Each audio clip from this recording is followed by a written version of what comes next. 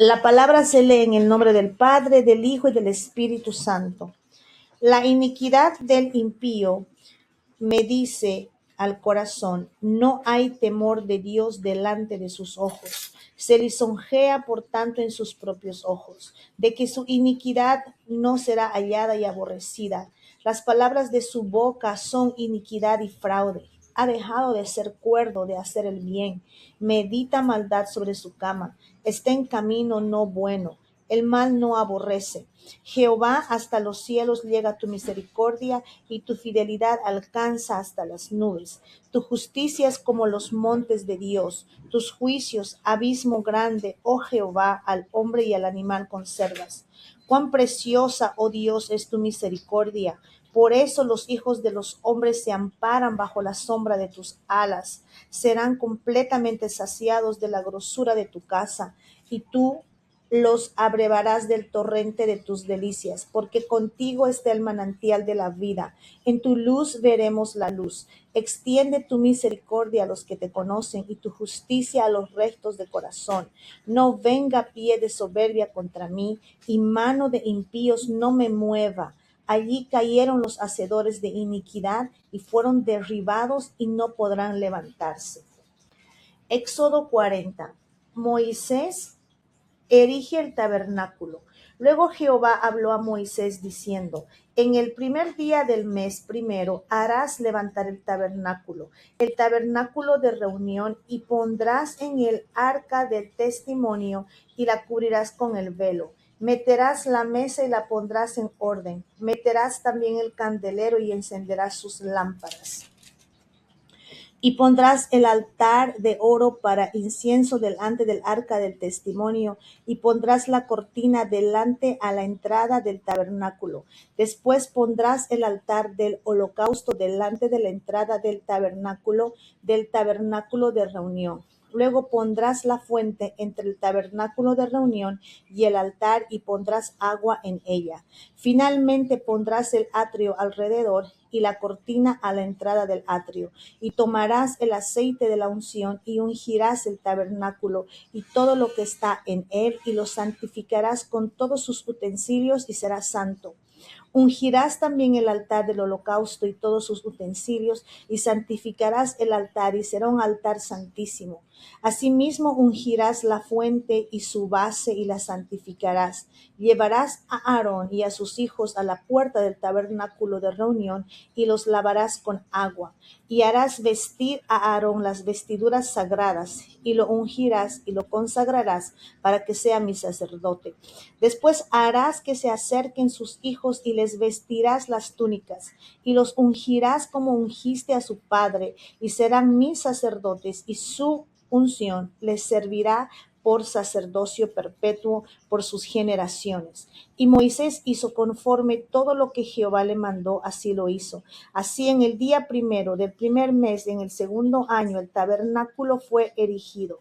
Moisés hizo levantar el tabernáculo y asentó sus basas y colocó sus tablas y puso sus barras e hizo alzar sus columnas. Levantó la tienda sobre el tabernáculo y puso la sobrecubierta encima del mismo, como Jehová había mandado a Moisés. Y tomó el testimonio y lo puso dentro del arca, y colocó las varas en el arca y encima el propiciatorio sobre el arca. Luego metió el arca en el tabernáculo y puso el velo extendido y ocultó el arca del testimonio, como Jehová había mandado a Moisés. Puso la mesa en el tabernáculo de reunión al lado norte de la cortina, fuera del velo. Y sobre ella puso por orden los panes delante de Jehová, como Jehová había mandado a Moisés. Puso el candelero en el tabernáculo de reunión enfrente de la mesa al lado sur de la cortina, y encendió las lámparas delante de Jehová, como Jehová había mandado a Moisés. Puso también el altar de oro en el tabernáculo de reunión delante del velo, y quemó sobre el incienso aromático, como Jehová había mandado a Moisés. Puso asimismo la cortina en la entrada del tabernáculo, y colocó el altar del holocausto a la entrada del tabernáculo de reunión, y sacrificó sobre el holocausto y ofrenda, como Jehová había mandado a Moisés. Y puso la fuente entre el tabernáculo de reunión y el altar, y puso en ella agua para lavar. Y Moisés y Aarón y sus hijos, cuando entraban en el tabernáculo de reunión y cuando se acercaban al altar, se lavaban como Jehová había mandado a Moisés. Finalmente erigió el atrio alrededor del tabernáculo y del altar, y puso la cortina a la entrada del atrio. Así acabó Moisés la obra. La nube sobre el tabernáculo. Entonces una nube cubrió el tabernáculo de reunión, y la gloria de Jehová llenó el tabernáculo. Y no podía Moisés entrar en el tabernáculo de reunión porque la nube estaba sobre él, y la gloria de Jehová lo llenaba. Y cuando la nube se alzaba del tabernáculo, los hijos de Israel se movían en todas sus jornadas.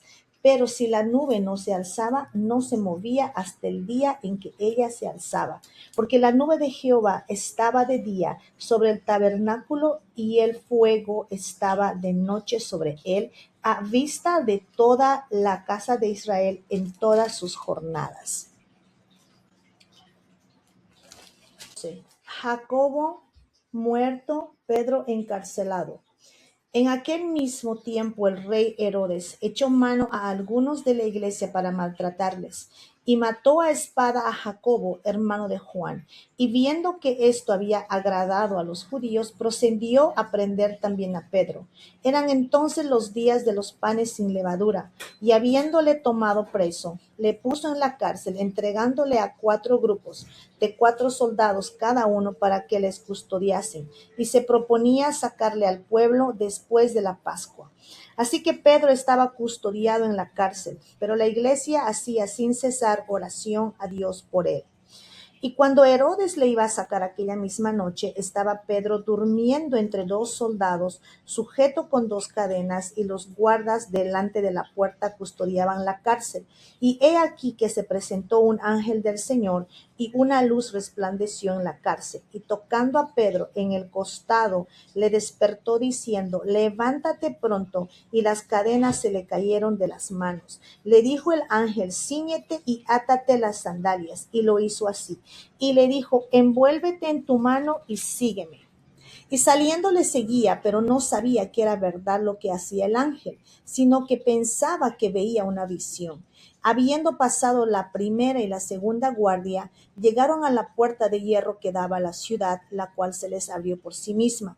Y salidos pasaron una calle, y luego el ángel se apartó de él. Entonces Pedro, volviendo en sí, dijo: ahora entiendo verdaderamente que el Señor ha enviado su ángel y me ha librado de la mano de Herodes y de todo lo que el pueblo de los judíos esperaba. Y habiendo considerado esto, llegó a casa de María, la madre de Juan, el que tenía por sobrenombre Marcos, donde muchos estaban reunidos orando. Cuando llamó Pedro a la puerta del patio, salió a escuchar una muchacha llamada Rode, la cual, cuando reconoció la voz de Pedro, de gozo no abrió la puerta, sino que corriendo adentro dio la nueva de que Pedro estaba en la puerta. Y ellos le dijeron: ¿estás loca? Pero ella aseguraba que así era. Entonces ellos decían: es su ángel. Mas Pedro persistía en llamar, y cuando abrieron y le vieron, se quedaron atónitos. Pero él, haciéndoles con la mano señal de que callasen, les contó cómo el Señor le había sacado de la cárcel, y dijo: haced saber esto a Jacobo y a los hermanos. Y salió y se fue a otro lugar. Luego que fue de día, hubo no poco alboroto entre los soldados sobre que había sido de Pedro. Mas Herodes, habiéndole buscado sin hallarle después de interrogar a los guardas, llenó. Entonces, habiendo ayunado y orado, les impusieron las manos y los despidieron. Ellos entonces, enviados por el Espíritu Santo, descendieron a Seleucia, y de allí navegaron a Chipre, y llegados a Salamina anunciaban la palabra de Dios en las sinagogas de los judíos. Tenían también a Juan de ayudante, y habiendo atravesado toda la isla hasta Pafos, hallaron a cierto mago, falso profeta judío llamado Bar Jesús, que estaba con el procónsul Sergio Paulo, varón prudente. Este, llamado a Bernabé y a Saulo, deseaba oír la palabra de Dios, pero les resistía. Elimas, el mago, pues así se traduce su nombre, procurando apartar de la fe al procónsul. Entonces Saulo, que también es Pablo, lleno del Espíritu Santo, fijando en él los ojos, dijo: Oh, lleno de todo engaño y de toda maldad, hijo del diablo, enemigo de toda justicia, ¿no cesarás de trastornar a los caminos rectos del Señor? Ahora pues, he aquí, la mano del Señor está contra ti, serás ciego y no verás el sol por algún tiempo. E inmediatamente cayeron sobre él oscuridad y tinieblas, y andando alrededor buscaban quien les condujese de la mano. Entonces el procónsul, viendo lo que había sucedido, creyó, maravillado de la doctrina del Señor. Habiendo zarpado de Pafos, Pablo y sus compañeros arribaron a Perge de Panfilia, pero Juan, apartándose de ellos, volvió a Jerusalén. Ellos, pasando de Perge, llegaron a Antioquía de Pisidia y entraron en la sinagoga un día de reposo y se sentaron. Y después de la lectura de ley,